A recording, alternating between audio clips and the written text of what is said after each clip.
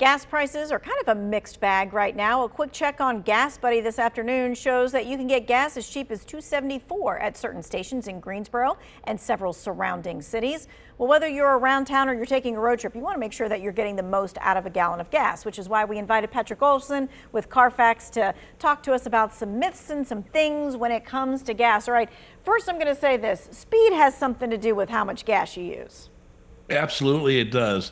The faster you go, the more gas you're going to burn.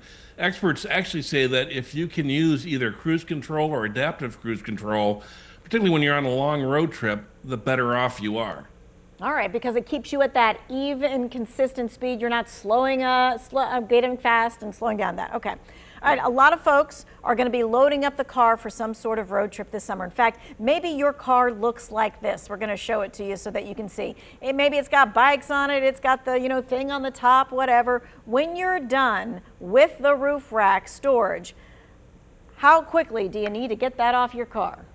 Get it off immediately. There's two issues here. One is aerodynamics, right? The more you put into the wind, the more the wind is going to push your car back, the more gas you're going to use. In addition, for every 100 pounds you put into your car or on your car is another percentage drop in your car's fuel efficiency. So it's bad for weight, it's bad for aerodynamics. All right, let's talk about when you are filling up. A lot of people swear by the fact that you got to fill up at a certain time of day because of the heat of the day and this, that, and the other. What do you say about that? Well, this is a very common myth, and it's really not true. So for all gas stations these days, the tanks that hold the gasoline are so far underground that they're really at a very consistent temperature. It doesn't matter if it's 60 degrees and before dawn or 100 degrees at noon, the gas is going to come out at roughly the same temperature. So it really is not going to help you or hurt you to fill up at any point during the day. Okay, when you are filling up, and you know how you can, it kind of tells you that it's done and it's full, but people always like to say, I like to just top it off a little bit more. Should we be doing that? No, you should, because what happens is you're filling up the intake tube, which is the part between where you open the gas cap and the fuel tank itself, and that part is more susceptible to evaporation than the gasoline that's in the tank. So when the gas tank tells you it's full, believe it. And stop putting more in. Okay, so don't overfill your gas tank. I'm guessing you're also going to tell me, just like you do in the wintertime, don't underfill your gas tank either. That's right. In fact, I think this is something people don't get in the summertime, but if you've ever been on an interstate and wound up in a multi-hour, traffic jam, make sure you've got more than a quarter tank of gas with you at almost all times, because you're going to want to keep yourself and your family, and especially your kids, cool in the car, and having enough gas is going to make sure that you're able to do that. All right, speaking of that, some people will say, well, I drive with my windows rolled down just so that I can save gas.